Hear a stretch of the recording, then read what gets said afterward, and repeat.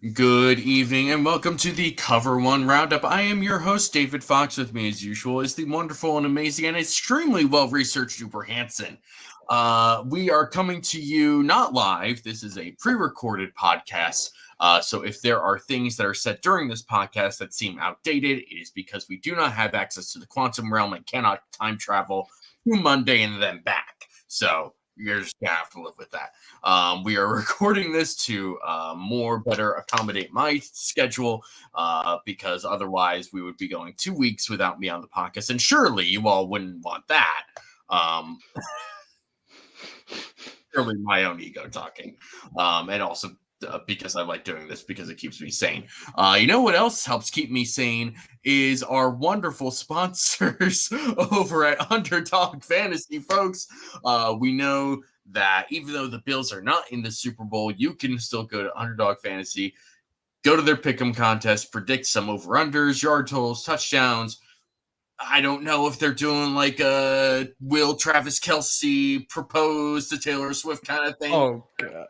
Maybe they will. Maybe they won't. I don't know. Go to Underdog Fantasy and find out. And if you do, use promo code COVER1 when signing up to make your first deposit, and they will match that deposit up to $100. That is a free $100 in US dollars in free play if you use promo code COVER1. Sign up today and start winning today. In addition to that, another thing that keeps me sane during these very busy and trying times in the year of our Lord 2024 is the wonderful folks who sponsor us over at One Pass. And to tell you more about that, here are Greg and Aaron of the Cover One Flagship Show. Many people ask us the best way to support us here at Cover One, and that is to sign up to become a Cover One Pass member. That contribution helps give us the access to all the data and information we use to create the content that you love.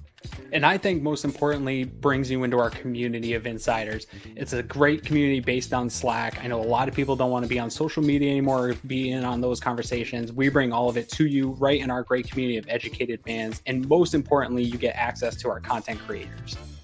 Even better than that, everybody loves merch. You get awesome t-shirts, a cool decal, and a letter from the Cover One team signed directly to you. All for $60. That gets you the entire season, next year's free agency and draft. $60. Click the link in the description. Cover One Insider. Become one today. Thank you, Greg and Aaron, the immaculate professionals that they are, reading that the exact same way every single time. We are very grateful to them, and for all of you One Pass members for continuing to support us directly. We support all of that.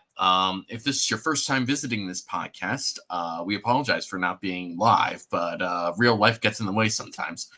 So if you are interested and you want to hear more about the Bills throughout this offseason, tune in every week, Monday night, 7 o'clock. We're here every week. We've got other shows throughout the week. We'll get to that closer to the end of the show. But leave a like down at the bottom. Share this with your friends, enemies, lovers, and neighbors, and leave a comment. We'll respond to it. Maybe. Who knows? We'll see. So we're gonna jump into things. This is largely gonna be about 2 things, probably 3 things.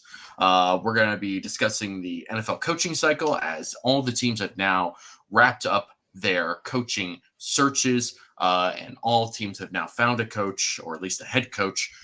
So we'll be discussing that. We'll be discussing moves that the Bills have made. We'll be discussing we'll look at every team essentially, because a lot of assistants get traded out and get taken by other teams and all that sort of fun stuff. So that'll be the main focus. Uber will be discussing a lot, we'll be discussing trades. I don't know how much, but I know he did a lot of work recently about trades. So we'll be discussing that. And then we might have some Senior Bowl takes. We'll see. If you haven't looked at any Senior Bowl content, go to this channel, go to the Cover One College Football channel, the Cover One Draft channel.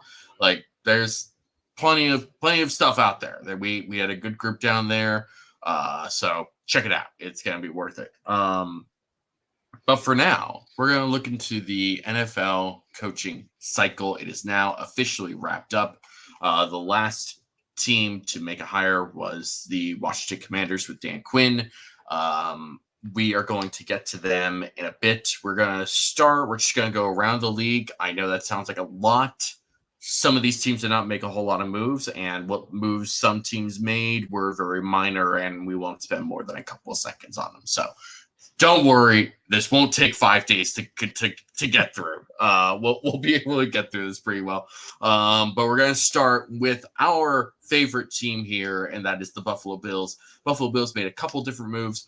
The most prominent being promoting Joe Brady officially to the full-time offensive coordinator position, and then promoting Bobby Babich from linebacker coach to defensive coordinator. Bobby Babich was getting looks to be the defensive coordinator in both Miami and with the Giants, I believe. And maybe one other spot. I can't quite remember, but he was definitely somebody that was on the eyes of people in the league, and I think has more than earned this promotion. In addition, Al Holcomb, who was the senior defensive assistant last year, is going to be the linebackers coach. Marcus West has been promoted from assistant defensive line coach to defensive line coach after defensive line coach Eric Washington has left to go to the Chicago Bears to become their defensive coordinator. So let's start at the top. Brady, offensive coordinator. Babich, defensive coordinator. Brady seemed like a no-brainer. That the way the season ended, the way that the team seemed to be more consistent on offense, that felt like the right move to make. It seems like he has the right energy and the right sort of connection to Allen. Dorsey always felt like a bit of an oddball personality-wise.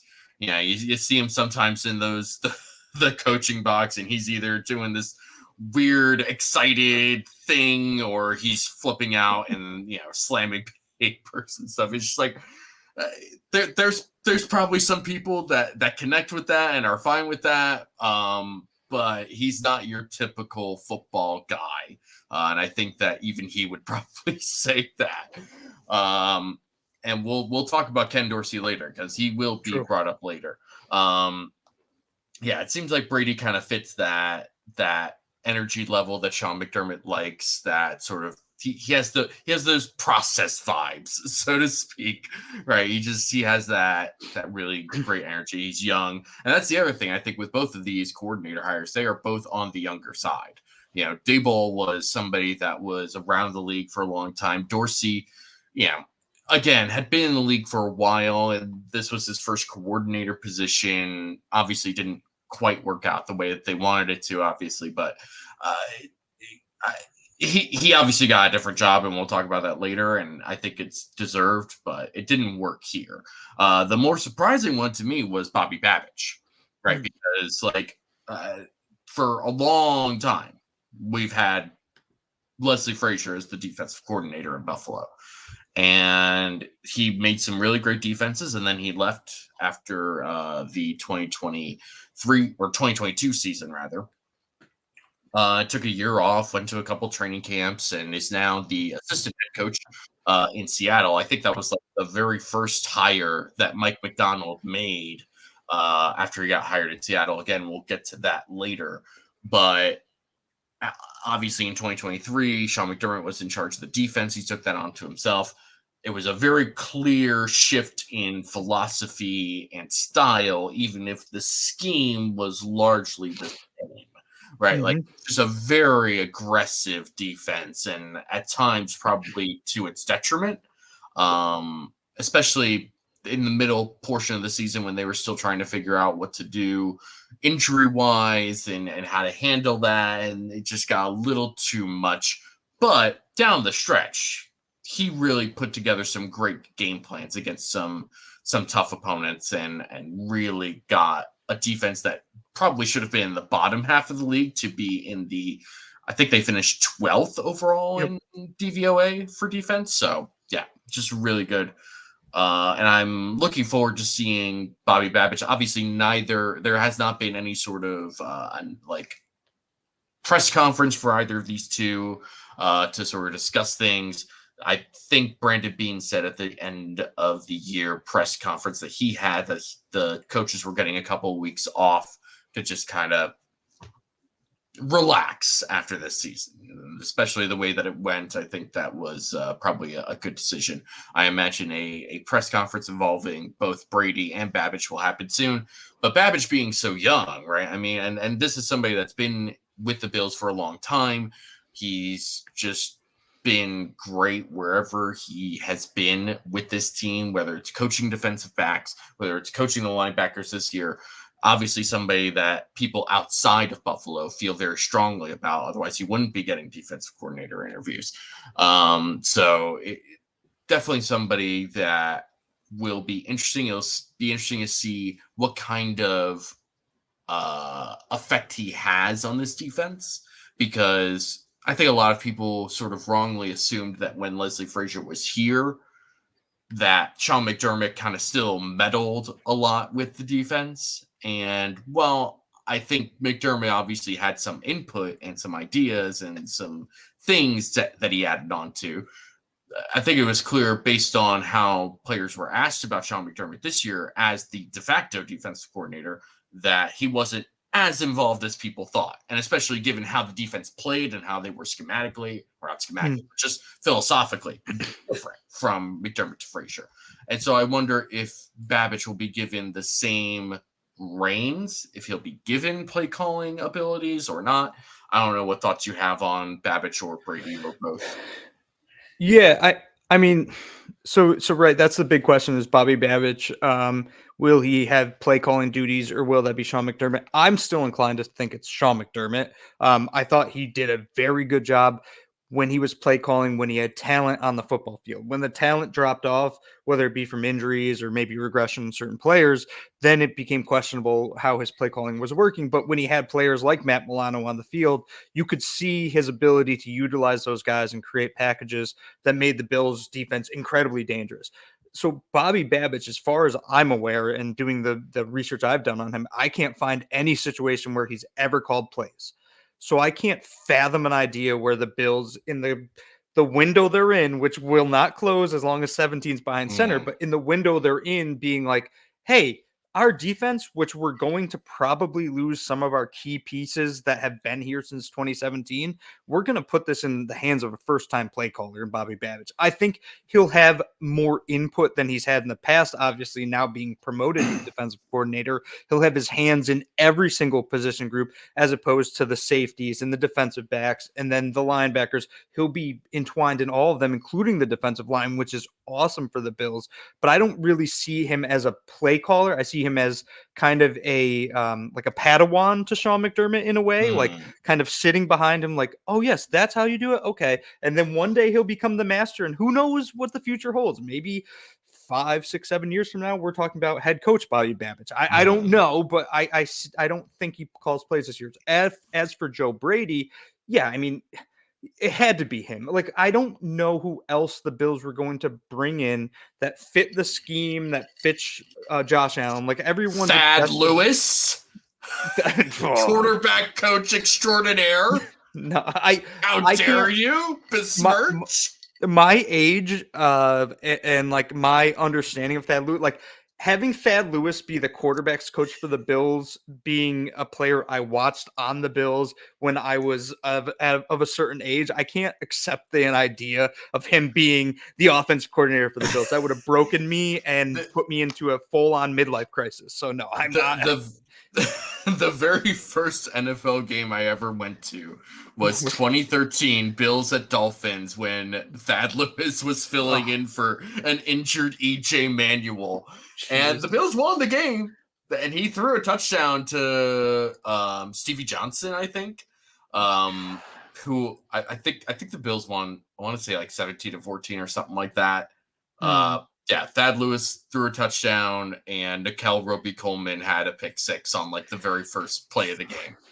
There's a name that hasn't been heard from in a while. Dude, I was out of college at that point. So no, I can't have a player that was on the Bills when I was out of college being a coach of this team. Yeah. Joe Brady earned it though. I don't think I'm super, I don't know. I think some fans are really, really high on him. Like, oh, Joe Brady, he's an offensive genius and all this. Like, I still need to see a lot. Like, I saw enough but I need to see more. And it was the same way with Ken Dorsey too, right? Like I felt like the entirety of Ken Dorsey's like tenure with the Bills, it was like there's some good here, but I need more. And the more never came. With Joe Brady, I think I've seen more than I saw with Ken Dorsey, but I still need more than that. And I think an offseason with Joe Brady will be a really good thing because he'll start to actually get his hands into this offense and throw his true wrinkles into it and get on the same page with Josh Allen. And who knows, maybe we see that the offense that the Bills had at the end of the year this year take another step this season. And they have the ability to, because really they're only losing one starter being Gabe Davis. And in theory, they could maybe upgrade at that position. So this team on paper could be better on offense next year. And having Joe Brady be there for an entire offseason only makes them better. Yeah, I think that I feel pretty confident in saying that whatever Joe Brady brings to the table in 2024 is going to be very different from what Ken Dorsey was doing. Yeah. And at the very least, from a passing perspective, I can't imagine the run game being that different, largely because the run game was probably one of the more successful parts of what Ken Dorsey did. Regardless of how some people feel about sprint draws or whatever, which kind of went away after the first month of the season, but nobody wants to talk about that. Hang on, this is really Bless you. Really poorly timed sneeze. My goodness. Geez, that's what we get for recording. It's the same thing as live, except not. It's still gonna go in. I don't care. But the run game really did get better with Dorsey. The problem with the run game with Dorsey was that he just never committed to it, even when it was working. He was still just like, all right, run game is working, but we're still going to throw 30 times a game because that's what I wanted to do in the first place. So that's what we're going to do. Whereas Brady was like, okay, if the run game is really working, we're going to keep running the ball, right? Because why go away from something that's working? I think that was during that Dallas game, right? That was sort of the moment to me where it was like, okay, this is the difference between Dorsey and Brady. Even if it's the same offense, generally speaking, and there's a couple little twists and wrinkles that Brady is kind of adding into this, that whole idea of committing to run the ball against Dallas when it was working was something that Dorsey was never going to do. And that was something that made me feel very confident in Brady, that he was willing to do something like that and adjust to what was going on in front of him instead of just sticking to what the game plan was. So I feel pretty confident in having Brady as the OC. I think that the overall scheme of the offense will probably be better married together now that he'll have a whole offseason to work with things. So I'm looking forward to it. I'm looking forward to seeing what Bobby Babich said. And just to kind of put a little bow on this, I agree that I don't think that he will be given play calling duties on defense. But if he does, that speaks pretty highly to what they think about Bobby Babich. I mean, he deserves so much praise. He came to the Bills in 2017. He was a defensive backs assistant. He became the safeties coach. Then he moved to the linebackers coach. And everywhere you see his hands that has touched has just been phenomenal on this Bills defense. And he's taken players that weren't necessarily great before they got to him and made them not just great, but all pros. He's been a phenomenal coach, and that's why his name is ringing across the NFL. And the fact that the Bills could keep him on this roster speaks volumes, or keep him in this coaching staff speaks volumes to the Bills' ability to keep these guys in house and also promote them, and that culture that they have here, where Bobby Babich was like, yeah, sure, I'll stay here. Yeah, I want to stay here, because he sees kind of a future here. It's a big deal. Yeah, it's he's somebody that has impressed McDermott ever since their days in Carolina.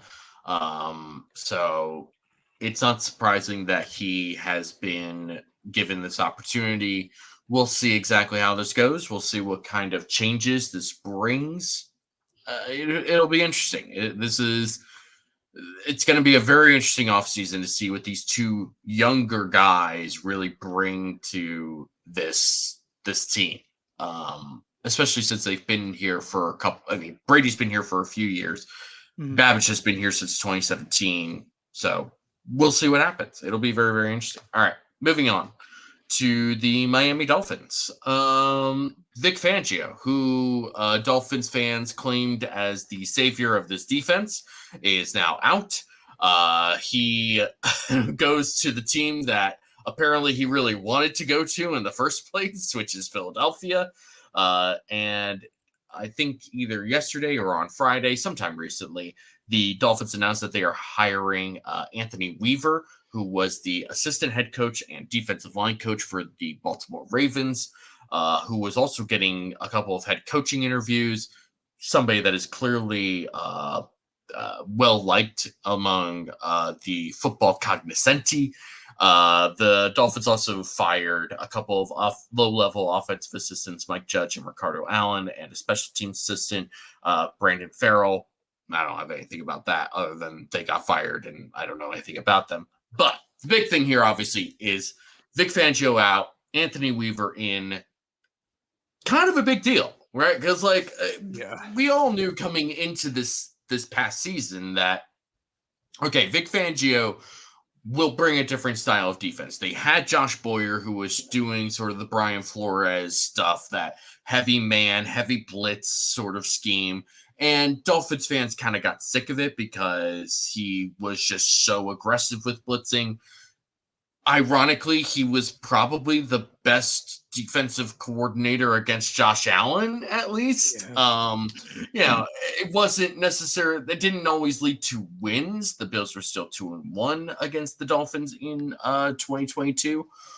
But he really fooled Allen, or at least pushed Allen to make some tough decisions, especially in that playoff game. That was probably their best game as a defense. That was tough. That he was a tough defensive coordinator to go against. And the thing with bringing Vic Fangio in was the narrative around him was okay, he will make your defense better, but it is going to take time.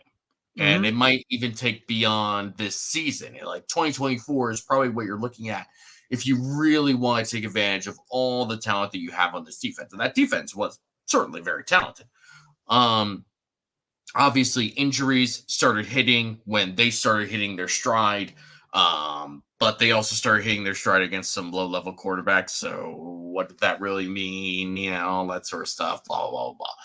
But regardless, Vic Fangio being out, going to Philadelphia, it's a big deal. But also getting Anthony Weaver is also kind of a big deal based on how much buzz he's gotten just in this past coaching cycle. Clearly, some people think very, very highly of Anthony Weaver. It'll be interesting to see what kind of changes he brings to his defense. But that in itself is kind of the big deal of bringing someone like this in, is that this is the third defensive coordinator that you've had under Mike McDaniel.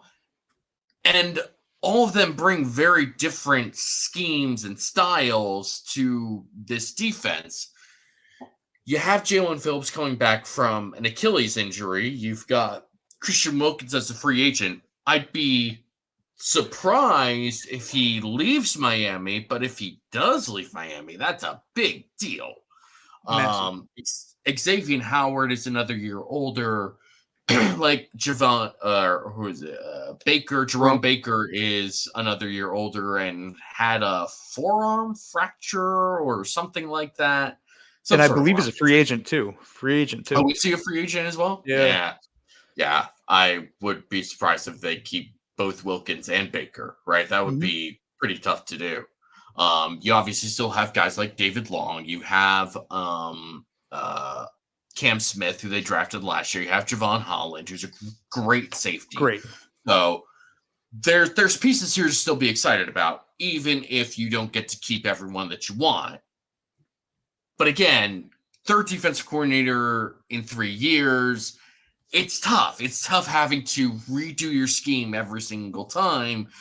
And especially when you look at the offensive side of the ball, which under 2 years of Mike McDaniel has largely looked the same, right?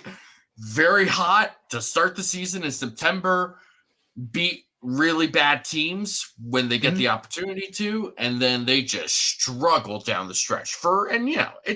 They have their reasons, obviously. In the first year, Tua was, in and out because of concussion issues. The offensive line was struggling. Second year, the offensive line was a little bit better. Tua played all of the games, but you largely still had the same results.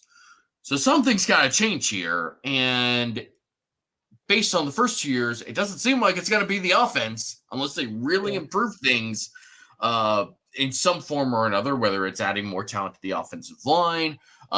Maybe, finding a left tackle that's going to play for all 17 games.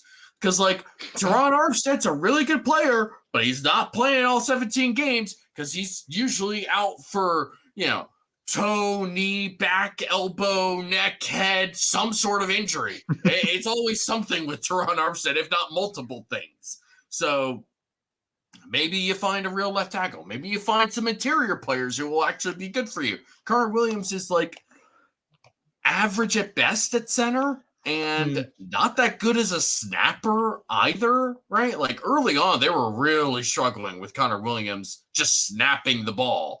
And Liam Eichenberg has been not good for them since he's been there. Austin Jackson got a contract, and he's certainly improved over his time there. But overall, this offensive line is just you don't feel great about it. And if you don't feel great about the offensive line, I don't feel great about the offense as a whole. And if the offense is going to be the same and the defense is adjusting to a new scheme, am I supposed to think that this Dolphins team is going to be any better than 10-7 or 11-6 again? They're in a really difficult position. They're in a very, very difficult position because it seems like they want to keep Tua, and I get why they want to keep Tua, but there is a ceiling on what Tua is as a player, and as these big play receivers like Tyreek Hill and Jalen Waddle. Jalen Waddle's still on his rookie contract, but at some point you're going to have to pay him. And Tyreek Hill is now in his 30s. Still a very good player, still very fast, still a game breaker, but down the stretch he was clearly playing injured, and it clearly affected his overall ability and impact in a game. So, yes, the Anthony Weaver hire is a good hire for them. I don't know how much that's going to help them this year in 2024. Yeah, so the thing when they signed Vic Fangio, my first reaction was, okay, this takes 2 years. This isn't something you can do in a year. Right. You're not going to install the Vic Fangio defense, especially with the pieces that they have in a single season. And literally, I wrote that in my my Dolphins kind of scouting report that I did before the season started. I wrote, on defense, the Dolphins struggle to fit square pegs into round holes as they dominate some games on pure talent and happenstance, but lose others based on personnel and scheme conflicts. And that's literally what happened this season. And now we go into this offseason and they have another change at defensive coordinator, and they're going to lose players. Like you said, Christian Wilkins and Jerome Bakers. Those are two starters in the middle of their defense. They're not going to re-sign both of them. They might lose both of them. And if they do, those are two talented players that are gone. Yeah, they're going to get Bradley Chubb back from injury. Yeah, they're going to get Jalen Phillips back from injury. But Xavier Howard's another year older. Jalen Ramsey's another year older. Javon Holland is still very good. But this defense is kind of devoid of elite talent. Especially if Jalen Ramsey kind of drops a little bit as he gets older in his career. But then going to offense, like you said, their offensive line has all of these question marks, and they can upgrade it. There's ways they can. They can draft players. They can probably use their very little cap space to go out and sign a few guys. But honestly, I don't think it even really matters because of Tua's play style. Tua's one read, throw the ball. It's a timing-based offense. And so when he goes to a second read, it doesn't even matter if the offensive line is good. Tua starts to panic, and then the entire offense breaks down. And like you said, Tyreek Hill's another year older. Raheem Mostert's another year older. Devon Achane seemingly got hurt all year. I don't know if I should believe that he's going to be able to be healthy an entire season. I see a big regression from this team in 2024, a big regression. I don't think they make the playoffs. I don't think they finish second in the AFC East. And the Anthony Weaver hire, yeah, It's good. Maybe he starts to fit those square pegs into square holes. But at the same time, he's going to be playing with arguably the least talented defense that's been in Miami in the past, 5-6 years? Like, they're going to lose talent, and there's going to be very little ways they can fill those talented gaps. Yeah, it's gonna be tricky for them. It's gonna be difficult for them. Yeah, maybe Anthony Weaver is one of these guys who can just like jump right in and make it work with whoever he's got. You never know, right? But just like generally speaking, those sorts of guys are not easy to find. No. Even good defensive coordinators are just like, it takes time, but we'll see what happens with them. I tend to agree with what you have to say. It's going to be tricky for them overall to be able to get the kind of defensive performance that they want.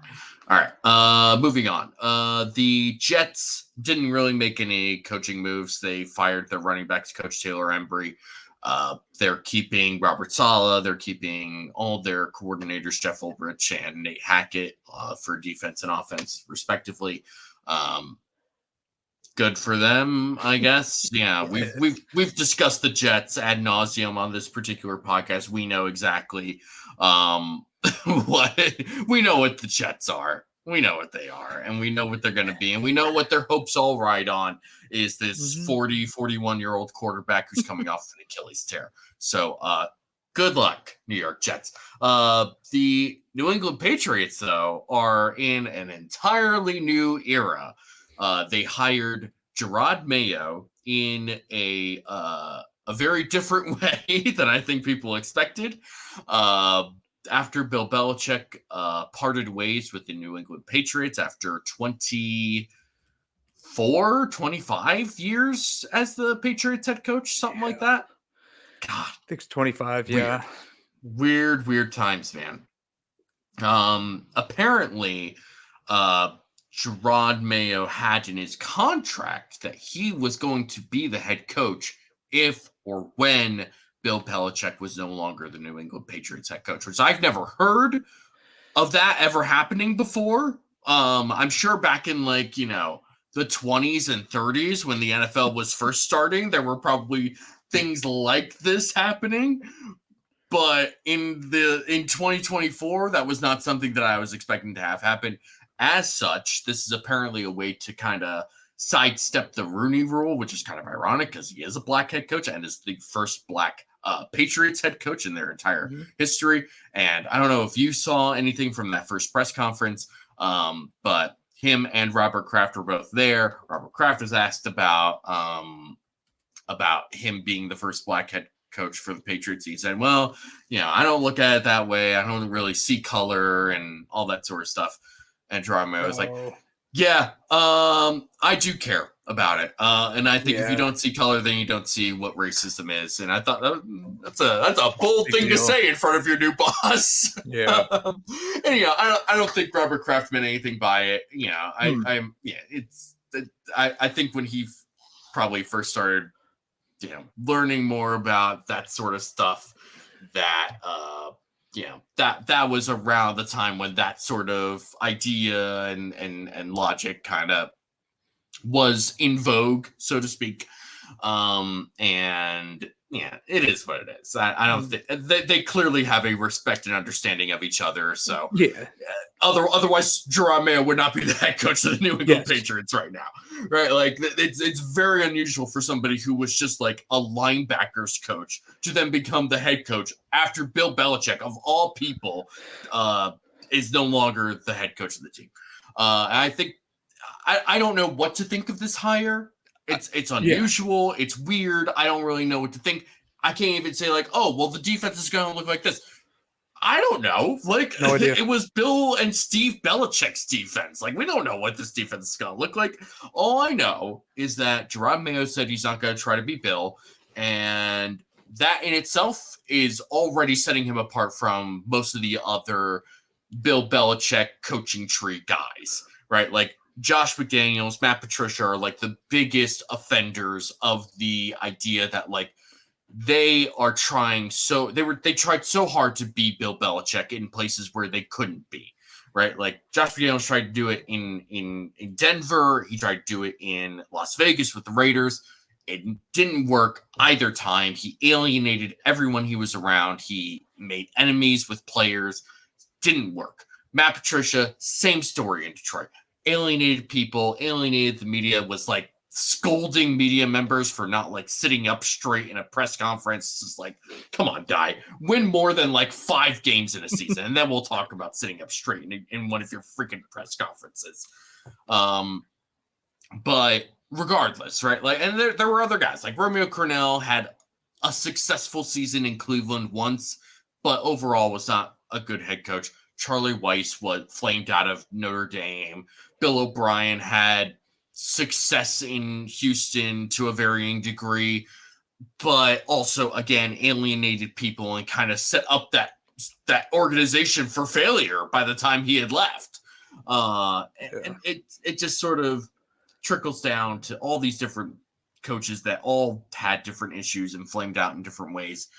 But Gerard Mayo coming out and saying, I'm not going to try to be Bill, feels like, all right, that is a good step. I don't know what's going to come with this. I don't know what's going to happen, but that's a good first start to acknowledge that you're not going to be Bill Belichick. You're not going to try to be Bill Belichick, and you're going to do your own thing. You're going to be Gerard Mayo of the New England Patriots. That's a good start.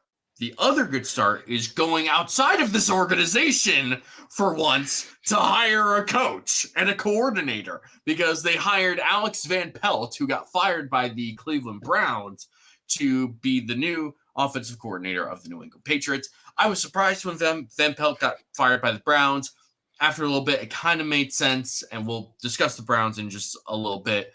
But Van Pelt, like, I think that's a really good hire for them. I think that's going to be really, really good for them to be able to just have somebody outside of this organization who can come in and just do something different, right?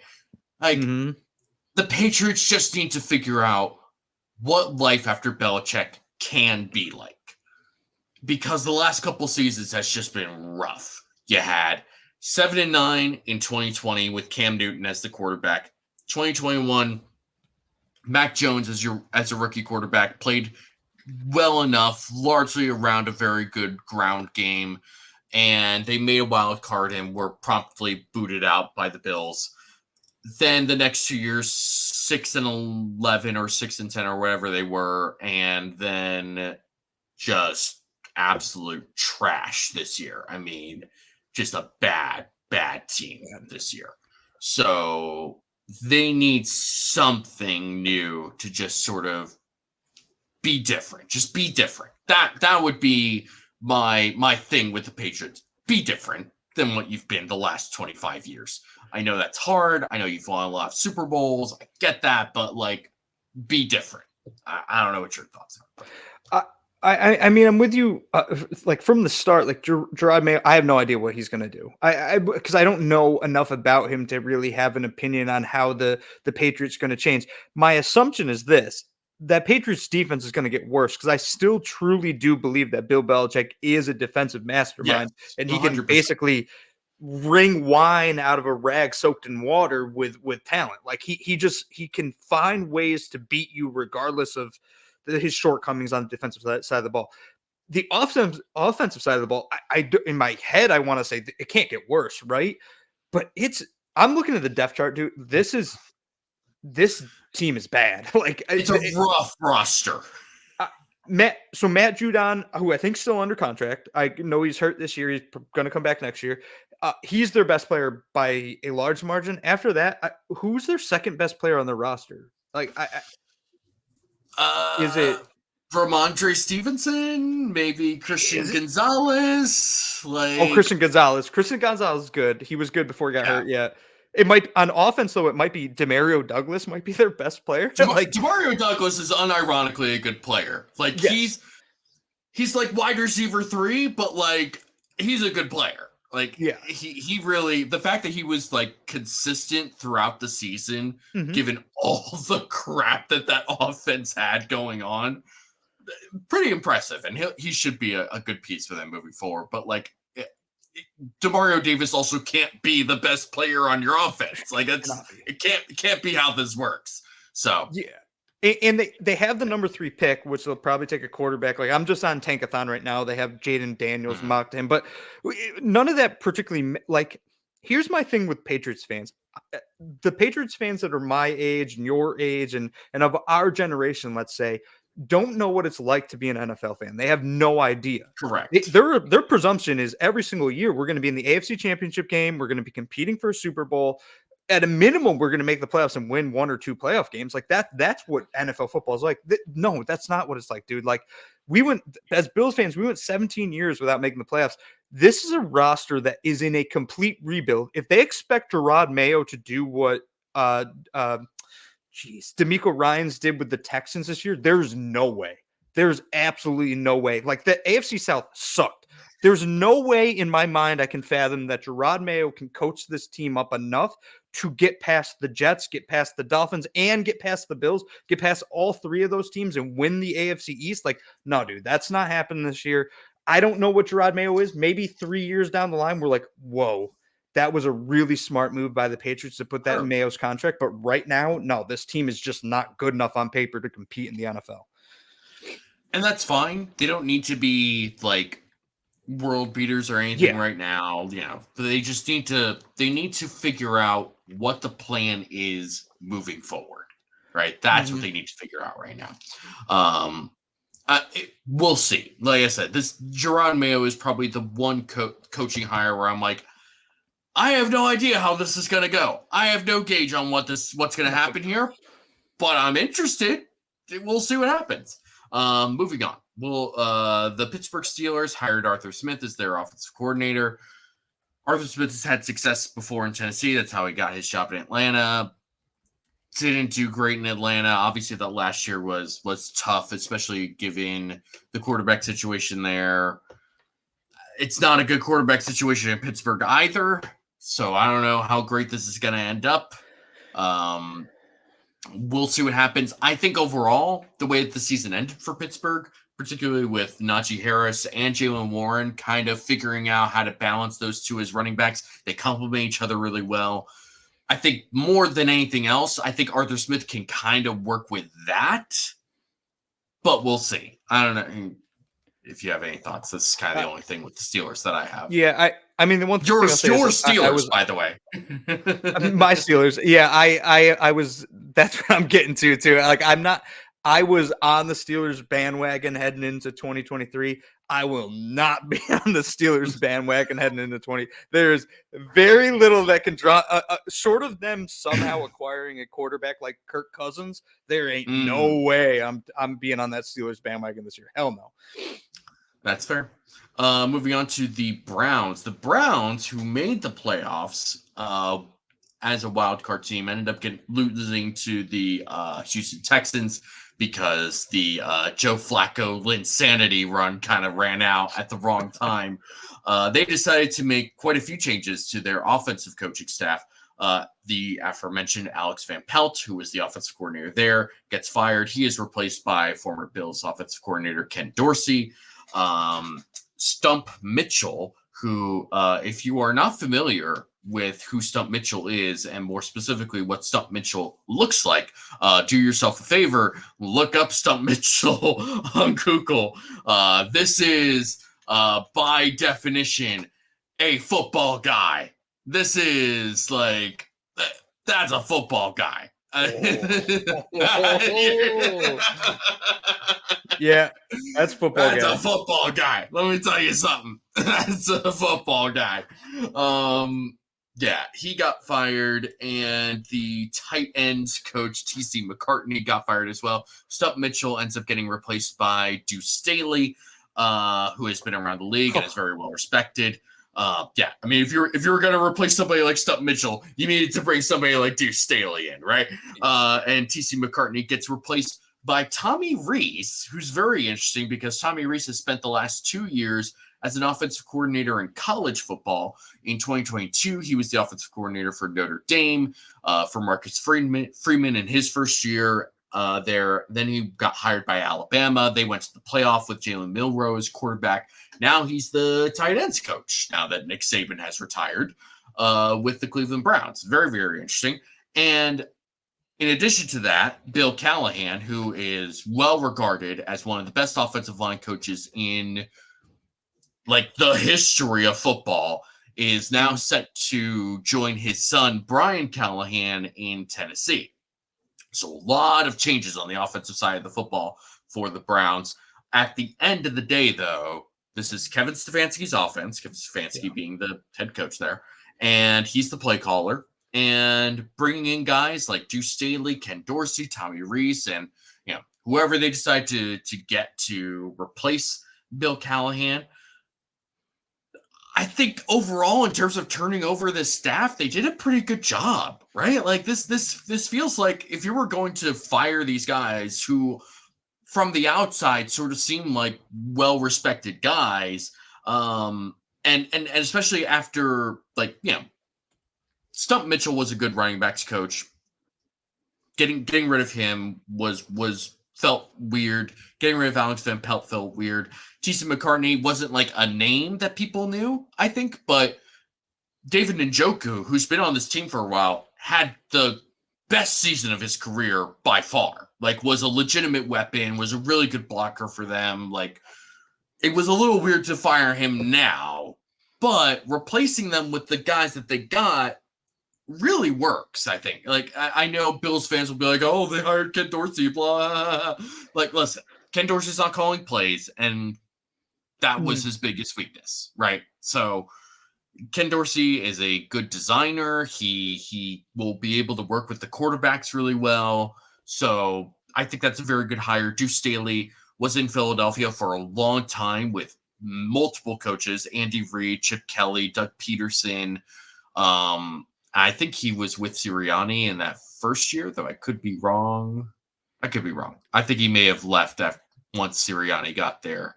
I think he went to Detroit after that. But again, Detroit was there for a couple years, went to Carolina with Frank Reich. Obviously, that didn't work out, given all the crap that Carolina was doing and dealing with. But yeah, it's interesting. And then replacing McCartney with Tommy Rees, is interesting because Tommy Rees was a quarterback for Notre Dame when he was in college. Didn't have an NFL career, went into coaching, became an offensive coordinator for Notre Dame and then for Alabama. Like, I don't know what his connection is that you would hire him as a tight ends coach, but I think in general, it's also generally nice to have somebody who has been an offensive play caller, who has been a coordinator, who knows how to look at the wide scheme of things and then bring it into a perspective of, this is what you need to do as a tight end, especially for that position, right? Because the tight ends are doing so many different things, and especially for that Shanahan-style offense, where tight ends, where you're running a lot of 12, 13 personnel, tight ends are really important. So I think that's very interesting. As far as replacing Bill Callahan, Scott Peters is their current assistant offensive line coach. They might just promote in-house from there. You've got Mike Munchak, who I believe is currently unattached. I'll have my producer look at that. Yeah, it looks like he's not really attached to any team at the moment. So Munchak is very well respected as an offensive line coach. He's been a head coach before. That would be a pretty good replacement for them. And Andy Dickerson has been talked about as a replacement. He was most recently the Seahawks offensive line coach. We'll see what happens. I don't know what your thoughts are on the Cleveland Browns and their coaching staff changes, but go ahead. Yeah, I mean, I think I gained a ton of respect coming into this, or at the end of the season, for what Kevin Stefanski did. So coming into this year, I thought Kevin Stefanski was a meh coach, like nothing special, nothing awful, nothing really worth considering. And then what he did this year with Joe Flacco at quarterback, like after losing Deshaun Watson, PJ Walker, who was it? DKR, whatever his initials are. Dorian Thompson Robinson. Yeah. Yeah, Dorian Thompson Robinson and Nick Chubb. Like, it's crazy that we just forget that Nick Chubb, disappeared early in the season too, and he still found a way to get that offense to work. Granted, the defense is what made it go, but he made that offense work with significantly lesser talent. All these coaching changes will affect the team in what ways, I do not know, but I do have more faith in Kevin Stefanski going into 2024 than I did going into 2023. And one more thing, just because. So Deuce Staley, when I was younger, right, when I first became cognitive, like had understanding of the world, Deuce Staley was in the prime of his career. And I remember watching Deuce Staley and being like, this guy is so good. He's so fun to watch. When he was on Philly, he was a great running back. Well, this stat just blew my mind. I just looked this up after you brought up Deuce Staley. Josh Allen has 29 more rushing touchdowns in his career than Deuce Staley does. What are we doing? How is that possible? Deuce Staley had 24 rushing touchdowns. Josh Allen has 53. Something's broken in the matrix. Like, that is if you had told me that a quarterback on the Bills would have more rushing touchdowns than Deuce Staley at any point in the career, I'd be like, get the hell out of here. So yeah, it's just pretty incredible to see that. But yeah, good for Deuce being a solid head coach in the NFL, or solid coach in the NFL. Yeah. Yeah, Deuce has been around for a long time. He's coached up some really good running backs. That, I think that's a really good hire. And yeah, you bring up Nick Chubb. I think that at the end of the day, that was probably why they felt like they had to move on from someone like Stump Mitchell, because yes, Nick Chubb is great, and obviously you knew that your offense was not going to be the same once he went down. But at the same time, this is the same style of offense that everybody sort of, for whether it's fair or not, everybody sort of says, oh, you can put any running back in there and get 1,000 yards from that guy. And while I don't actually believe that that's true, I think that the Browns, not only did they not get that type of production, they didn't really get anything from their running backs after Nick Chubb went down. And they had offensive line problems and injuries there as well. So it wasn't a perfect situation no matter what, but still, you would think that in that scheme, with a coach like that, they would have gotten something out of those running backs. And for most of the season, they just didn't. So they needed to go somewhere else and find somebody else. So I like that they went outside of their organization to bring guys in and get a different voice in the room. I think that's good, especially for these Shanahan tree guys, right, who come from these schemes, whether it was Shanahan or Kubiak, whoever, like, get a different voice in the room, get somebody who is not a part of this sort of style and scheme, get their thoughts on how to run things here. So I like that for them. Moving on to the Cincinnati Bengals. Their offensive coordinator left to become the head coach of the Tennessee Titans. Brian Callahan is now the head coach of the Tennessee Titans. Quarterbacks coach Dan Pitcher got promoted to the offensive coordinator. If there was a place where I thought the Bills might lose Joe Brady to a different spot, I thought that might be it. It ends up just being promoted from within. I did a brief look into Dan Pitcher. I looked a little bit into his introductory press conference. I don't know if you know what Dan Pitcher looks like. He is 37, but he looks like he's 47. He has he has very gray hair, but he wears it well. He looks young in just about every way imaginable. He sounds young. The vibes are very good. He just has gray hair. And it was like, I looked at him and I'm like, how old is this dude? Like, I don't even know who this is. Is this somebody who's been in the league for a long time? I'm like, no, he's 37 years old. And like, this is not what I was expecting. But just in the very brief bit of his introductory press conference that I had watched, seems like a very laid-back guy, somebody that'll fit with Joe Burrow well. Zach Taylor has been the one calling plays for Cincinnati, so that will continue as well. This was probably the correct move for them to make. It makes sense. You want somebody, especially with somebody like Burrow, you want somebody that he's familiar with. You want somebody that he trusts, and Pitcher's been there for a bit. So I think losing Brian Callahan is a big deal. I know some people probably were surprised that Tennessee made him their head coach. But I think that Callahan has been there since Zach Taylor has been there in Cincinnati. And they've been through, it doesn't really feel this way, but they've been through a lot of quarterbacks over the years. They had Andy Dalton that first year in 2019. And then in 2020, they started with Joe Burrow. He got hurt. They end up going with Ryan Finley for a bit, and then Brandon Allen for a game. They end up winning games with all three of those quarterbacks. You have Joe Burrow in 2021. They go on the Super Bowl run. 2022, they get to the AFC Championship again. Obviously, 2023, Burrow goes down. He used to go with Jake Browning, who, like, I remember Jake Browning from the University of Washington when he was there. They went to a playoff one year, and I thought, oh my gosh, this looks like a high school player. Like, he's just so small and so skinny and does not have an arm and wins entirely from like mental processing and timing and stuff. It's just like, this is not an NFL quarterback. And they won games with Jake Browning, like multiple games with Jake Browning. And Brian Callahan and Zach Taylor collectively, and obviously Dan Pitcher's part of this, but like they put together game plans that worked for different quarterbacks.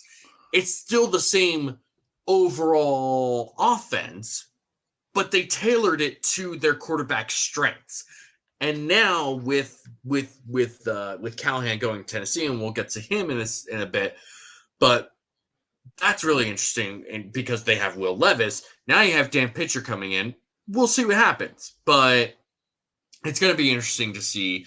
I think overall, because he's not calling plays, it won't be a huge loss, but it will matter because I think Brian Callahan has been a big part of why that offense in Cincinnati has been successful.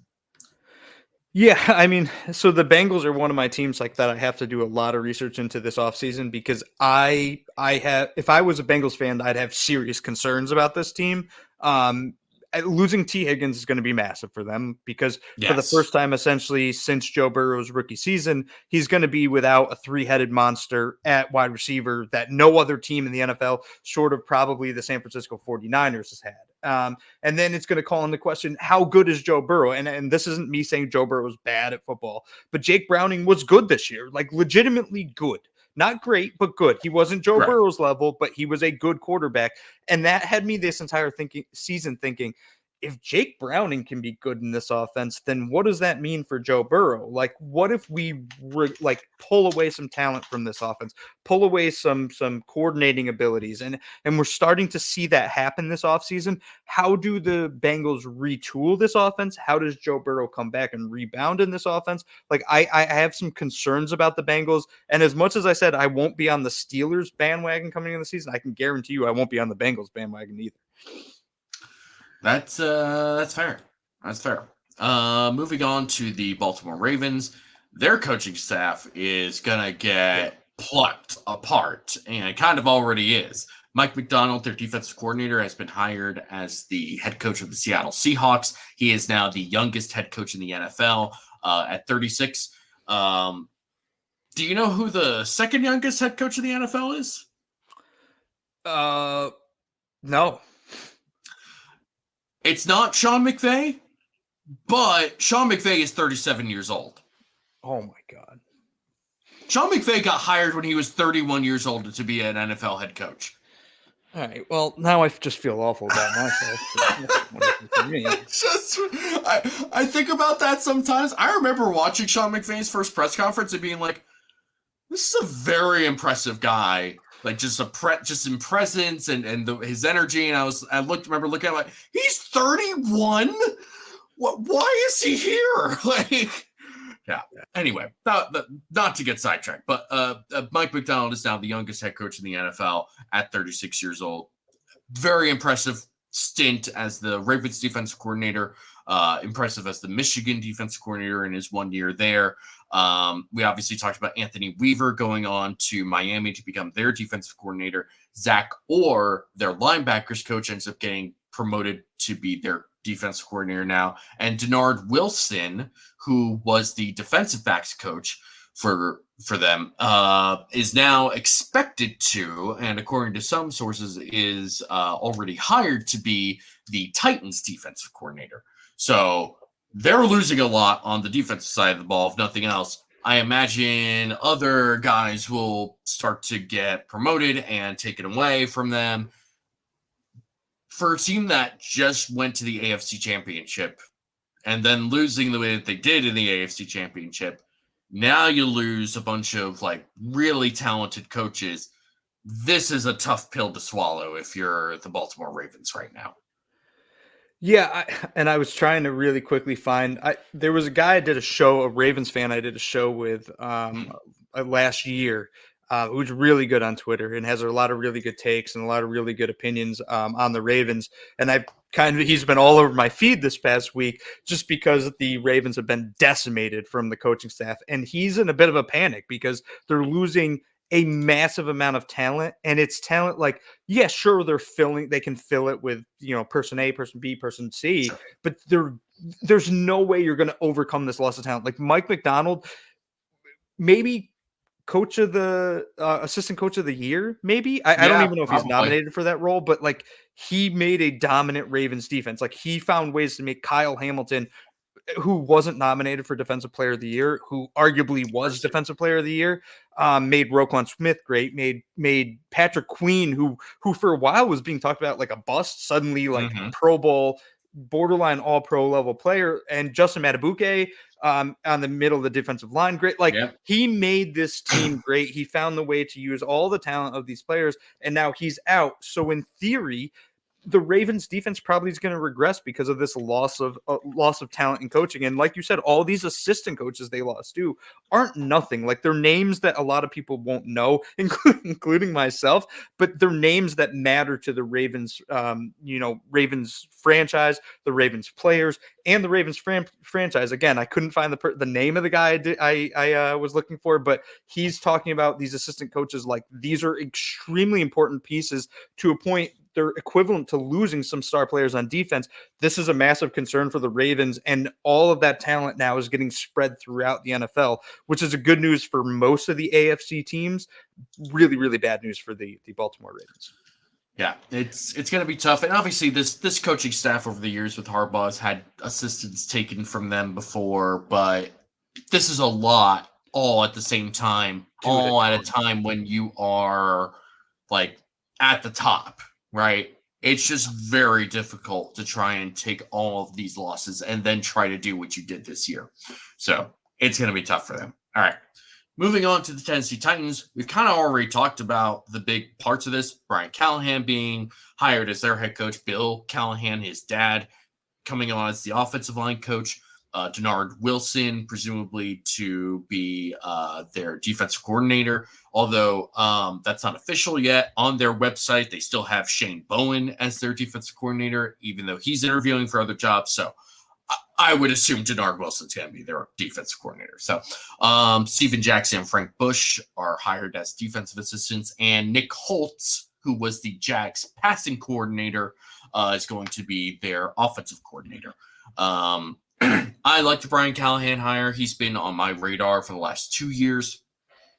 He was a finalist for the Colts head coaching job last year. Him, Raheem Morris, and Shane Steichen were all the finalists. Obviously, they went with Steichen. Almost make the playoffs with Gardner Minshew. So I like Shane Steichen. I like that hire. So that ended up being a good hire for them. And now they have to deal with Brian Callahan in their own division. We'll see how this all goes. Obviously, you have Will Levis as a young quarterback. They feel strongly enough about him where they're like, hey, we need to invest in him. We need to do something to help him. So we're going to bring somebody who can just work with different quarterbacks and game plan around different quarterbacks. And for a team that's probably going to lose Derrick Henry, almost certainly going to lose Derrick Henry, right? Like the way that season ended for them where he's like on the PA at Nissan Stadium telling everybody goodbye, essentially, and thanking like every person imaginable in his final press conference. Like Derrick Henry is not going to be here in 2024. So A lot of changes for Tennessee coming because Vrabel's been there for a while, and he kind of had that similar vibe to their previous head coaches like Jeff Fisher and Mike Munchak. And Brian Callahan seems like the most different of the group. So it's gonna be a different time in Tennessee, and in a division that's very up in the air right now. Who knows what's gonna happen? Yeah, I think the last point is the one that hits me the most, is that the difference between Mike Vrabel and Brian Callahan sticks out to me. And the questions like that I have for the Titans is, Mike Vrabel was a good head coach for years for the Titans. I actually liken him to Sean McDermott light almost. Like, he was a good head coach. Was he good enough? No. Has Sean McDermott necessarily been good enough for the Bills? I think that's debatable. I personally don't think he hasn't been good enough, but I question if he has, if that makes sense. I know those are two like almost contradictory statements, but Mike Vrabel was in the same boat. He could get them to the playoffs. He could get them maybe to win a game or two in the playoffs, but never get them to the promised land. And ultimately, they're in a bit of a rebuild at this point. So they moved on from Vrabel, and the reasons why seem questionable. There was the rumor that they're mad that he did a press conference with the Patriots, and that's why they moved on from him, because he inducted who did he induct into the Hall of Fame? Someone. I think it was Dante Scarnecchia, right? Their offensive line coach. Yeah, he went there on his bye week and inducted him into the I don't know if I necessarily believe that. Who knows, though? Very, very wealthy and powerful people can be very, very petty. So can very unwealthy people and unpowerful people, not naming names, but myself included, can be very petty as well. So, yeah, I mean, Brian Callahan, who knows? Maybe he's the magic wand that makes the Tennessee Titans suddenly relevant again. Otherwise, they could be right at the bottom of the AFC South, or who knows? The AFC South always is super weird. Maybe they hop the Texans, they win the AFC South, and then they lose in the second round of the playoffs next year. I don't know. The AFC South as a whole is a very weird division, but not in the sense that it's been in the past where it's just been bad, right? Like, there's kind of a realistic path for all of these teams to be like playoff teams in my mind. Yeah. The Titans kind of being the most outside chance for sure in all likelihood. But like, I feel pretty confident in all these teams, all things considered, but we'll see what happens. The Titans are the biggest wild card here. The Texans, despite Bobby Slovic getting a lot of head coaching looks, ends up staying with the Texans. They make no major changes to their team. The Colts make no major changes. They get rid of Mike Mitchell and Nate Ollie as defensive assistants. I have nothing more to say about that. The Jaguars got rid of most of their defensive staff, including their defensive coordinator, Mike Caldwell. They bring in Ryan Nielsen, who was the defensive coordinator for Atlanta last year. A lot of people really like Ryan Nielsen. I am one of those people. He did a very good job in Atlanta, I felt like. And I think the talent that they have in Jacksonville right now lends itself to what Ryan Nielsen does well, especially assuming that they bring back Josh Allen or Josh Allen 2. Let's call him, not to be confused with the superior MVP candidate, Josh Allen. But yeah, I think they also fired some offensive assistants. It's a little weird they got rid of like almost their entire defensive staff, because their defense was kind of what was carrying them in early parts of the season. And the defense like collapsed at the end of the year, but the offense also collapsed. And the offense collapsed from being like mid to terrible, whereas the defense collapsed from being like good to not good. Like, it feels like some real convenient scapegoating, and it feels like Doug Peterson. And I say this as somebody who has also followed the Eagles and followed Doug Peterson his entire time when he was in Philadelphia. One of the reasons why Doug Peterson is no longer coaching in Philadelphia, despite winning a Super Bowl for them, is because he went to bat too often for his offensive coordinators, specifically Mike Groh and Press Taylor. Press Taylor is in Jacksonville right now, and it was revealed like right before the season started that he was the one who was going to be calling plays. And lo and behold, the Jags offense looks weird and disjointed, much like the Eagles offense did when Press Taylor was the offensive coordinator there. And yet, Doug Peterson is still going to bat for Press Taylor and still like clinging to that notion that Press Taylor is going to be his offensive coordinator, and I don't really know why. And it seems like Doug Peterson's going to lose another job because he wants to protect Press Taylor, and it doesn't make any sense to me. And once you fire like most of one side of the ball, like you're kind of running out of excuses to, you're running out of people to fire after a certain point. And if you don't want to get rid of Press Taylor, it looks like we're going to get rid of both of you at some point if results don't come back. And especially when you have guys, I mean, coming into the season, it was like, okay, you finished last year great. You made the playoffs. You host a playoff game. You have that huge comeback against the Chargers. Like, good stuff, right? The vibes were right. And you bring in Calvin Ridley, right? Everybody was looking forward to Calvin Ridley in this offense. And it just wasn't working. Calvin Ridley had some really good games, and then he would disappear for, like, it felt like months at a time. Like, it felt like he was non-existent in some games, and then in other games he would just dominate. It did not make any sense to me. Christian Kirk was in and out of the lineup with injuries. Zay Jones is wide receiver 3, and he at times was probably playing wide receiver 1 for this team. Yeah. And the weird thing is, in 2022, they were a 9-8 team that won their division, largely because they had a good draft. Trevor Lawrence took a step forward, and they spent a bunch of money in free agency, and for the most part, it worked out for them, right? Like, Foye Oluokun was really good for them.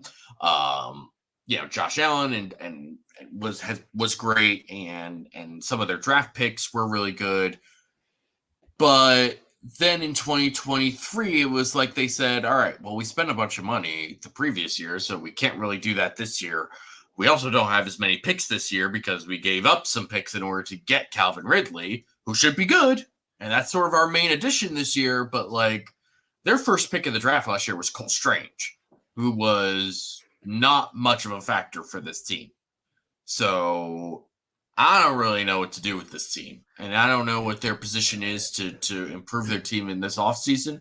But it already feels like Trent Baalke, their GM, who is a disagreeable personality, to say the least, is already blaming Doug Peterson for not developing some players. And it's just like, the once good vibes in Jacksonville are now real bad. So yeah, I mean, you hit the nail on the head too with they fired the entire side of the ball, and it seems like they're scapegoating him. They have the number 10 ranked defense by DVOA. That's good enough to win your division, good enough to win football games when you have an offense that should be better than good enough.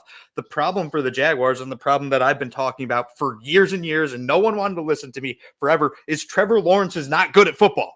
Like, I don't know what to say. He's just not good at football. He's a average quarterback. That's what he is. He'll never be more than average. He's not going to be an all-pro. He's not a franchise quarterback. I know that everyone thinks he is because, he was the golden boy coming out of college, number 1 pick, guaranteed forever, generational talent. No, he's just not good at football. Like, I've watched him play enough where I'm done with the Trevor Lawrence experiment. And Doug Peterson hitched his wagon to Trevor Lawrence, and they're both going to be done in the NFL here in the next 5 years, let's say.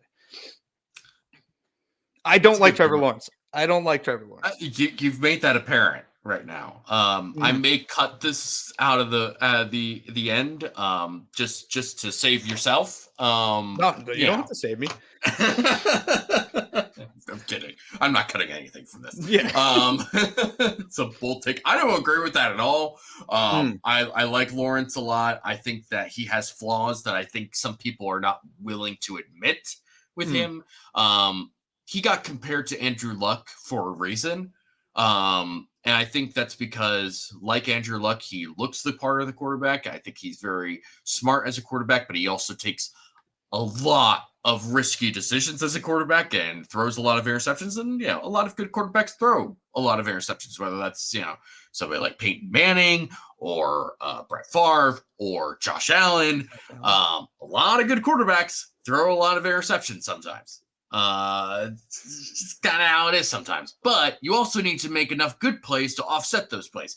Guys like Andrew Luck and Peyton Manning and Josh Allen tended to do that in their career. Trevor Lawrence, I'm not so sure right now. And it's time to have a conversation about Trevor Lawrence. And I know some people don't want to have that conversation because he, does some good things and he does like a lot of the traditional quarterbacky things that people on the internet really like, or people that consider themselves QB gurus tend to like. We'll see. We'll see what happens, but I'm not overly confident at the moment. 69 career touchdowns in 3 seasons. 69 career touchdowns, 60 turnovers. Yeah. That's just not good enough. Just not good enough. Those are Daniel Jones numbers. Those are Daniel Jones numbers. It's also fair to say, and we can also apply this to Daniel Jones with Joe Judge, right? But Lawrence's rookie year was also with Urban Meyer, and that is about as bad as you can get. like that's it's really hard. That's Bobby Petrino level bad in terms of NFL coaching. Just real quick. Quick. Daniel Jones, 72 touchdowns, 57 turnovers. So better than Trevor Lawrence. I'm not saying Daniel Jones is better than Trevor Lawrence. I'm just saying. You're not saying it. People are saying it. Moving on. So going into the AFC West. Oh my God, we're an hour 15 in. Moving into the AFC West, Chiefs are in the Super Bowl. I'm not expecting any changes for their coaching staff. Steve Spagnuolo's not getting any looks anywhere else. Whatever. Broncos, they add Pete Carmichael to their staff because, of course, Sean Payton just wants his buddies on his staff. The Raiders retain Antonio Pierce as their head coach. They seemed to hire Cliff Kingsbury as their offensive coordinator before Cliff Kingsbury said, no, thank you, and backed out. And now they're looking to hire Luke Getsy, who was the Bears offensive coordinator. I don't really love either of those particular choices. It kind of seems like you're going from mid to mid, or really like below average to below average. I don't really like either of those choices. I don't really like Antonio Pierce as a head coach either. This to me just reeks of an owner who clearly regrets the fact that he didn't hire Rich Bisaccia after that playoff run when they fired Gruden. And then he went and hired the hot name candidate, the name that everyone knew, in Josh McDaniels and Dave Ziegler as the GM. And that clearly didn't work, despite everyone knowing that wasn't going to work. And then he hires Antonio Pierce. Like, what did Antonio Pierce do to earn this job? Okay, he's good with the players. I get that. He kind of revived their season to where they weren't a total embarrassment. I get that. A lot of that was because of the defense and Patrick Graham as the defensive coordinator, who a lot of people knew was a good defensive coordinator. Hiring Cliff Kingsbury and or Luke Getsy as your offensive coordinator, I don't really like. That doesn't do anything for me, especially when you have no clear plan at quarterback. I don't get this. I don't really get the where this team is going right now. Yeah, the Antonio Pierce hiring was all based off of vibes, like, right? That's why they hired him. It was like, oh, there's good vibes in Las Vegas. The players like him. Max Crosby loves him. Well, let's hire him. They didn't really do. Well, Max Crosby was ready to get traded if they weren't going to keep Antonio Pierce. Like, yeah, which I'm with you. This screams almost like future disaster. And I'm also with you. Like, when they didn't hire Rich Bisaccia, I was like, what are you doing? Like, this guy basically found a way to take a dumpster fire of a franchise and wheel them into the playoffs after the whole John Gruden thing fell completely apart. And then they go and hire Josh McDaniels of all people, who ever since it was the Colts, right? That he was like, yeah, I'll be your head coach. And then quickly was like, nah, I'm not going to be, after they basically announced he was. Like, he should have been blacklisted from the NFL at that point. I have no idea why any team believed in him or had any faith in him. And that's excluding what happened with the Broncos when he was their head coach, and that was a disaster. So, like, Rich Bisaccia deserved the job. Antonio Pierce, like, if we're comparing the two, what Rich Bisaccia did to what Antonio Pierce did, Bisaccia earned the job. Pierce, not as much as Bisaccia. So I think this is based off of vibes, and they're not going to win the AFC West. I don't think they're going to be a playoff team next year. So what's going to happen 2 years from now when they're still kind of in this purgatory of they're the Bills. They're the drought era Bills. That's what they are. Yeah. Like, they're going to fire Antonio Pierce. They're going to go hire somebody else, and we're just going to do this over and over again with that team as they completely flounder in the AFC West behind Patrick Mahomes. Yeah, it's tough. It's going to be tough for them to really compete, especially in that division. It's just I don't really see the plan here. I don't really get what they're doing other than just like, hey, he's here. The players like him. He'll be okay, I guess. And then in a couple years, when we're ready to get rid of him, we'll find someone better. And at that point, they'll have probably, finished off the contracts of John Gruden and Josh McDaniels and won't have to worry about paying those dudes anymore. So in that sense, it makes sense. In a do you want to win now sort of sense? No, it doesn't make any sense. But they probably weren't going to win now with any coach that they hired. So maybe this was the right decision to make for them. We're going to talk about the LA Chargers, and we're probably going to cut it off there. And we'll talk about trade stuff, and that'll probably be it for us because this is going way longer than I thought it would. The Chargers, they hired Jim Harbaugh as their head coach. Jim Harbaugh has had success in the NFL. He's had success in college. He's also been kind of shoved out of every spot that he's been in except for Michigan. Which is his alma mater, which was kind of the only place that was willing to put up with his sort of personality and shenanigans and, his sort of weird persecution complex that he seems to have. He is the older brother, right? Between him and John, right? I'm pretty sure he's the older brother. I think very, so. very, very weird that he's the one with the persecution complex. But anyway, that's neither here nor there. They hired Jim Harbaugh as head coach. This is a job that he seemed to want last year. Didn't end up working out. They go with Brandon Staley.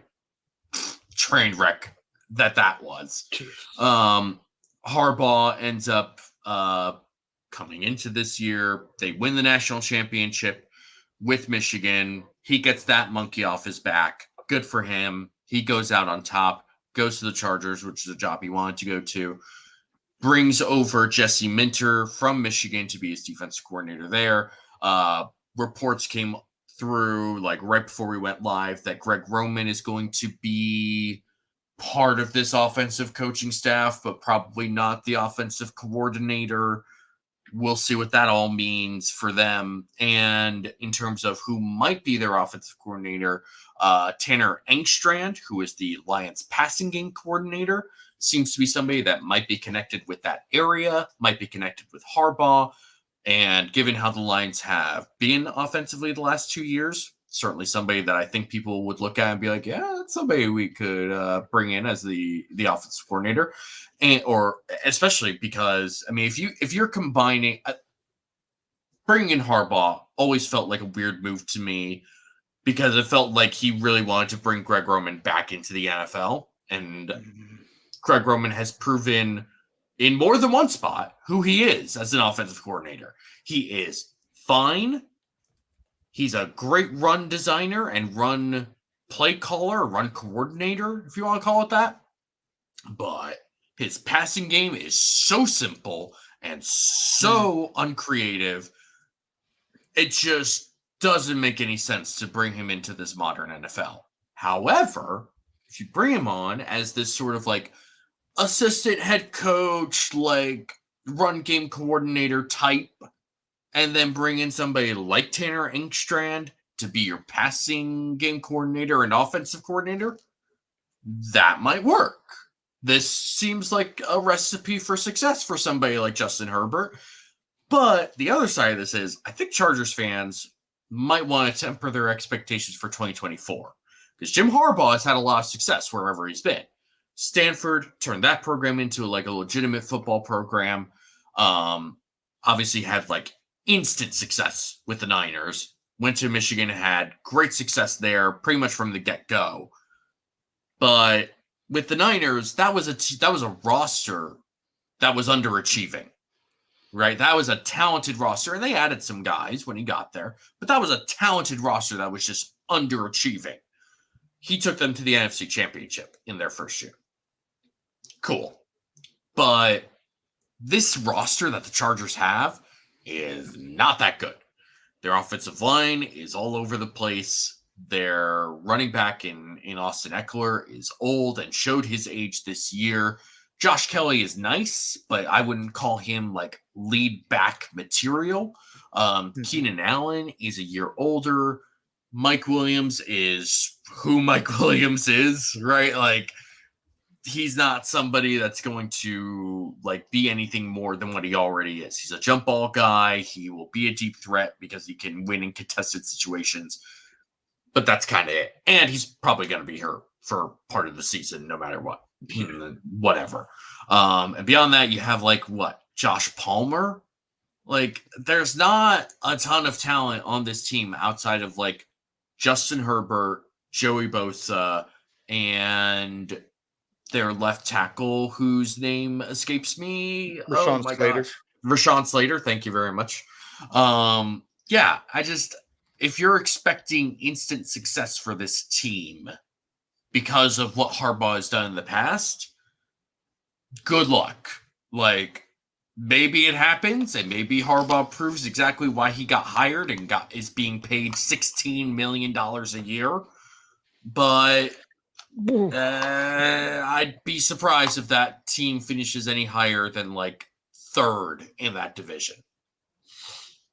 Yeah, I'm with you too. Like the Harbaugh, it's the flashy name, right? Like that's what I think the Chargers needed because they need to kind of get some foothold in LA because the Rams winning the Super Bowl basically gave them all the fan base, and now the Chargers are left with nothing. Like there are no Chargers fans in LA. All the Chargers fans are still left in San Diego, and they're bitter that their team got basically taken away from them. Not that there was all that many Chargers fans in San Diego to begin with, but you look at this roster, and like you said, it's an aging roster that has cap issues, and the talent is all reliant on basically Justin Herbert being great. And Justin Herbert's been very good throughout his career, but he's yet to.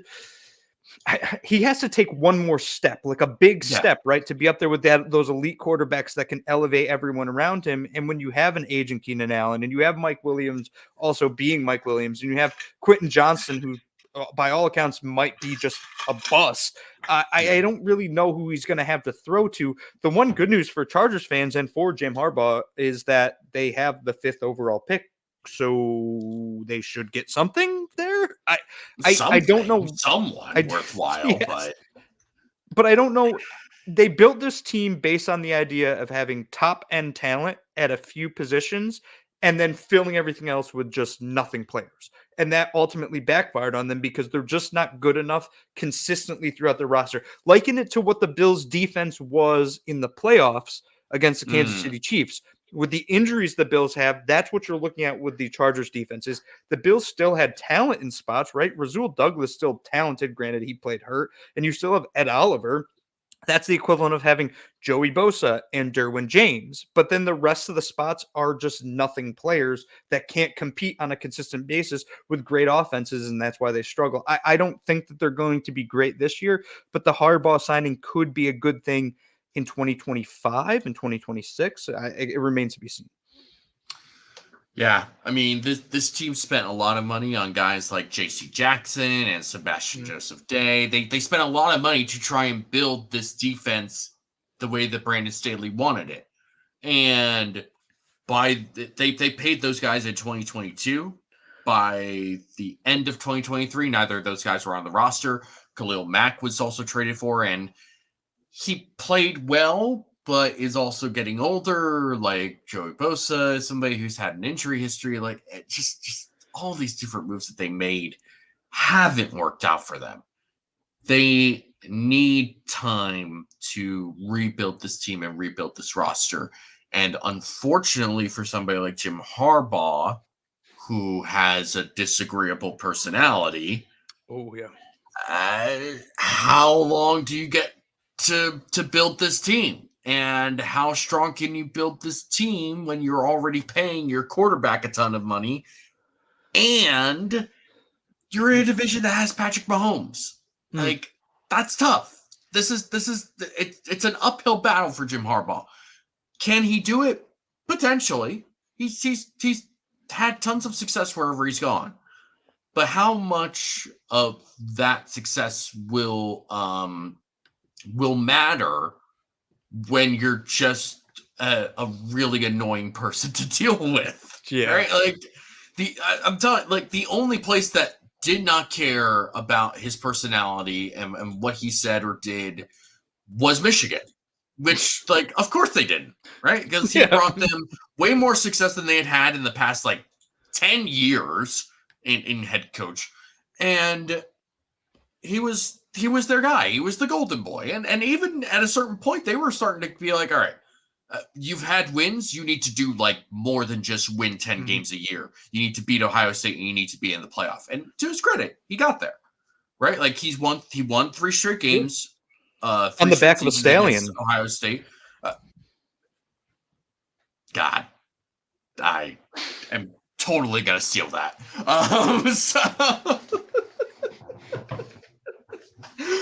But at the end of the day, like, there might be a point where Jim Harbaugh just wears out his welcome.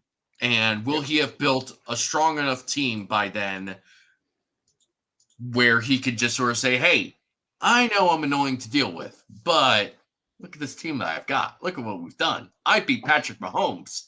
You know, if he could say that, I think it doesn't matter what kind of guy he's like or how annoying he is. You just kind of say, like, nobody else can beat Mahomes consistently. What are we going to do? Say no? Like, yeah. That's a really good, like, I don't even know the word I'm thinking of right now, but, like, the Chiefs are his Ohio State, right? Like, that's what it is you got to, if you can beat them, then you buy yourself some time until you ultimately have to do the thing that every other coach in the NFL has to do. Otherwise, you're going to get fired. Exactly. All right. That is the AFC. I thought we were going to get through all 32 teams. Clearly, that was not the case. Let's, for now, we'll conclude next week with the NFC, and we will, as far as I know right now, we will be live next week. This will not be pre-recorded next week. Don't hold me to that. We've got a couple minutes. I'd like to talk about the Senior Bowl. We'll do trades next week because we'll give you more time to talk about that. We'll spend a little bit of time on the Senior Bowl, though. So, Senior Bowl, we had a group go down there. Eric, Anthony, and John and Daniel from the draft show. They all went down there. Go check out all the stuff that they did. It's really good. Very good stuff. You'll get tons of insight from them. Based on what I saw coming through Twitter on my timeline, the guys that really stood out were guys like Ricky Pearsall from the University of Florida, Vlad McConkey from the University of Georgia. Those are both wide receivers. It seems like Pearsall is a really good player. I wonder if he's more than a slot receiver. Because if he's not, then I'm not really that interested.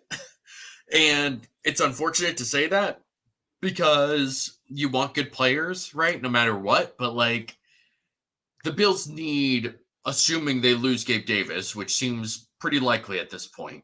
Yeah. You need a boundary guy. And whoever that might end up being, whether that's, maybe they trade for Cortland Sutton, right? That's a very doable contract based on what's being floated out there. And a very doable trade, because it looks like the Broncos are asking for, like, a high day 3 pick, which would be nice. And Cortland Sutton has proven to be a pretty reliable receiver, somebody that can play on the boundary. But if you're going to go in the draft, there's tons of receivers available. But at the end of the day, you need somebody who's going to be good on the outside. I don't know if guys like Pearsall and McConkey or somebody like that is really going to be that type of guy. Outside of that, I know there was the FSU defensive tackle that Eric was really interested in. I have not looked at a lot of these college guys, in all honesty. I knew who Pearsall was, Ironically, from when he was back at Arizona State, and I kind of thought, this might be someone. And that was like in 2019 when I was following that team when I was working at SIS. But yeah, that was a while ago, and it's cool to see him like turn into a good player at Florida. But again, seems more like a slot guy. McConkey, same sort of thing. Like there's other players. The thing that was really interesting to me coming out of that week was that there was a lot of hype around Michael Penix Jr. and Bo Nix being there, and neither of them seemed to generate or live up to that sort of hype. Yeah. I think the other player that Eric was interested in that I'm also going to have to look into a little bit is I think Braden Fisk, the Florida State defensive lineman. Yeah. I think that was one of the players that he was eyeing, who is 100%. I just lost his weight. He's 6'3", 295, so a lighter defensive lineman, but at the same time could be somebody the Bills look at if they want to draft a guy that they think can dominate in the inside. And then Cam Kitchens is the name that keeps kind of popping up everywhere I look because the Bills need a safety. I'm not a big college football guy. I've said that 100 times. There's a couple prospects every year that I dive into a little bit because I have a massive amount of interest in them. I think Cam Kitchens is going to be one player for me that I'm looking into a ton this offseason just because I know the Bills need a safety and he's supposedly the class of the class when it comes to that position. Yeah, I think that it'll be interesting to see where the Bills go with safety. It seems like based on obviously his contract and the fact that his wife kind of put out some posts about that seemed very final. Micah Hyde probably seems like he's on his way out. Jordan Poyer has a void year on his contract, if I'm remembering correctly. So the Bills could pick that up. But in all likelihood, it seems like they won't. We'll see what happens at safety. I'd like for them to retain Taylor Rapp and make him the full-time starter. We'll see if they can even afford that. But at the end of the day, this is a team that, I don't care what you think about Sean McDermott, whether you like him as a head coach or not. The one thing you can't deny is the fact that he can take defensive backs from wherever they come from, whatever talent they have, and make them into reasonable NFL starters. That's what he's done his whole career. And while I'd like a very talented player at that position, whether that's a Cam Kitchens or maybe you even take like a Cooper DeJean from Iowa, and even though he was a corner, people really feel strongly about like this guy could be a corner, he could be a safety, at the very least he's an elite level punt returner. Like you can take this guy, and if he's available to them, oh my gosh, I would love Cooper DeJean on this team as a safety. I don't think that's actually going to happen, but I would like to see a talented player at safety. Yeah, a young, talented, cheaper player at safety that you have control over for the next 5 years. At the same time, though, I won't be mad if they go more towards wide receiver or defensive line and address safety later with somebody that's like, is he as talented as these other guys? No. Does he fit what we want him to do in this defense? Yeah. Because that's how you end up with somebody like Christian Benford, right? Who played very well this season, who has been a very good player for them since he's been on this team. And we'll see what happens. But I think, feel free to disagree with me, but coming into this offseason, I feel like the consensus around what this team needs right now are safety, defensive line kind of across the board in some form or another, and wide receiver. 100%. 100%. Exactly. I would say, like, if I was ordering them, right, if I had to place an order on them right now today with no free agency moves, because obviously the Bills are going to make some free agency moves, I go D-line first, wide receiver second, safety third. Like, that's the order I would personally go with. I know a lot of Bills fans want the sexy thing, which is the wide receiver. I just look at the Bills defensive line and realize that right now Eli Anku is our starting defensive tackle, and I know we need to upgrade there more so than we have to upgrade Khalil Shakir, who would be the wide receiver 2 right now, which isn't great, but at least we saw him being capable of doing something against elite level defenses like the Chiefs. Yeah, and it's a very strong, talented group of wide receivers in this class. Odds are you'll find someone at some point in this draft, whether it's in the first round or in the second and third on day 2, you'll find someone. I mean, that's how they ended up with Gabe Davis, right? He was a 4th round pick that, some people kind of liked, but I don't think people really thought he was going to be this level of receiver that he was. And wherever he ends up going, he'll be a very valuable player to that team. But the Bills are going to have to find a boundary receiver that can win on the outside consistently, that can go with Stephon Diggs, and really, if we're being honest with ourselves, will become the heir apparent for Stephon Diggs if they can get that type of guy, right? 100%. And maybe that requires moving up super high to get like a Malik Neighbors. I don't know if that's something Brandon Beane would do. It's a lot, and I don't think that helps your. In one way, it helps you in the future because then you can move Diggs more into the slot, sort of like how Larry Fitzgerald aged when he was in Arizona, moving more towards the slot and still being really successful and a threat there. But also, you have to sacrifice picks in order to do that, and this is a roster that is now on the older side. You need to get younger. I think Brandon Beane knows they need to get younger. That's why they were pretty clear about wanting to keep that that comp pick that they're expected to get from Tremaine Edmonds leaving last year. Every guy that they signed was like, hey, you want to join us and get $1.77 million? And they signed a lot of guys doing that. It will probably look largely the same this year, if we're being honest. And they obviously traded a 3rd round pick in order to get Rasul Douglas, and Rasul Douglas was great for them. We'll see what happens. Cornerback is a bit of an odd position to look at right now because there's a lot of talent there, but we don't know who they want for the future right now because you traded for Rasul Douglas, and he was really good, but I think he will only have 1 year left on his contract. Correct. Coming into this year.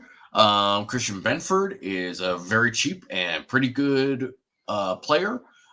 Trey White is coming off, unfortunately, an Achilles tear, and he's good when he plays, but that's a tough one to come back from. And you have Kyer Elam, who, again, is relatively cheap, but also is really inconsistent. I mean, that one drive in the playoffs against the Steelers was like, oh my gosh, why are you playing this dude? And then he gets an interception. It's like, well, what am I supposed to do with this? I don't know how to feel about this guy anymore.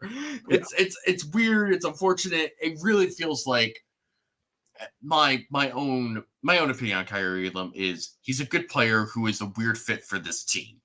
And he'd probably be better somewhere else, but I don't know what kind of value you get from him in a trade. If it's even worth trading him, it's just weird. It's weird. I don't love it, but it is what it is at this point. Do you have any other final thoughts? We're going to wrap this up now. No, I think this was actually a really good discussion on all the coaching changes and the Senior Bowl, and I think by the time we talk next, there will be another Super Bowl in the books. And here's to hoping I don't have to hear, Mahomes already is halfway to or what? Brady at 7? Did Brady have 7 or 6? 7 games? 7 Super Bowls titles. 7 Super Bowls. Yeah. Okay. So Mahomes can't get halfway. 3 of the early years with the Patriots, 3 in the later years. Yeah. And then 1 with the Bucs. Yeah. Yeah, so I just don't want to hear Mahomes has 3. That's all I want. I don't even really want the 49ers to win, but I don't want Mahomes to have 3. So I guess the way I say it is I'm not rooting for the Chiefs to win. I'm not rooting for the 49ers to win, but I am rooting for the Chiefs to lose. So I hope next time when we talk that my rooting comes true and the Chiefs did in fact lose the Super Bowl. I hope that the Niners win. I like Shanahan. I like players and guys on that team. But I will not stand any sort of Brock Purdy narrative that comes out of this game if he wins this game. Because my Dude, it's God, coming. the Niners are in this Super Bowl despite Brock Purdy trying to give both of those playoff games away. Yeah. Man, bad performances from Brock Purdy. And yeah, at the end of the day, he did play relatively well, like in those like last couple drives in both of those games, but like it was very little to go from in both of those games. And you're going against the Chiefs defense and Steve Spagnuolo, who's really good, who's like made his entire career off of fooling guys. And Brock Purdy can get fooled. But you also have Kyle Shanahan. So I don't know. My hope is that the Chiefs lose and Brock Purdy also plays terribly along the way. So yeah, Christian McCaffrey has like 300 rushing yards or something, and they win the game. That's the perfect scenario. Yeah, 2 defensive touchdowns, like Dre Greenlaw, like actually scoring instead of just like running around across the with no idea. Dre there's not a thought in that dude's head when he gets the ball in his hands. It is amazing. That was what Bateman out of The Replacements. Did you ever see The Replacements? The same exact thing. Oh man. All right. That is going to do it for us. Thank you all for joining us. We will hopefully, knock on wood, be live with you all next week. I wish we were this week. Time, scheduling, work, all that stuff on my end does not fit with that this week. So hopefully next week we'll be able to come together and we'll be able to read your comments and have fun again. So looking forward to next week. Again, like us here on YouTube, share with your friends, enemies, lovers, and neighbors. Comment down below. We might respond to you at some point. Consider supporting us directly on One Pass. It is $60 a year for the best football content out there, especially if you're a Bills fan. It is just good stuff all around. You get exclusive content. You get Greg Thompson's breakdown of the salary cap. You get access to the Slack community, which is just a great group of people that talk about the Bills, especially on game day, and just other stuff throughout the week. It's really good stuff. You get some, potentially, I'm not saying we do, I'm not saying we don't get a little bit of insider information if you join the Slack community, but you never know. You never know what's going to happen. So $60 a year, it's totally worth it. Plus you get a nice t-shirt, a decal, and a great letter from Greg and Eric and Aaron. So it's totally worth it. I promise you, it's one of the best decisions you'll make. If in terms of consuming football content, in terms of learning more about football, it's one of the best decisions you'll make. You can follow the rest of the Cover One podcasts that take place. You've got the Air Raid Hour guys that'll come on right after us at 9:00. You've got Under Review with Joe DeRosa, who is very familiar with this podcast because he often fills in when I'm not here. You've got the Flagship Show and Just Guys coverage and the Film Room. You've got Buffalo Late Night with Tom Stalaus. You've got If the Walls Could Talk, which is probably the most unique Bills podcast out there right now. You've got the Fantasy Channel with Chris Chews. You've got Daniel and John on the draft stuff, and you're going to want to follow those guys for the next couple months. Those dudes are putting in the work. They come into our group chat every day with new takes. And I'm just like, all right, I'll add it to the list of things I need to look at. Those guys are absolutely crushing it. They crushed it during the Senior Bowl. They're going to crush it the rest of the offseason. They're going to be great.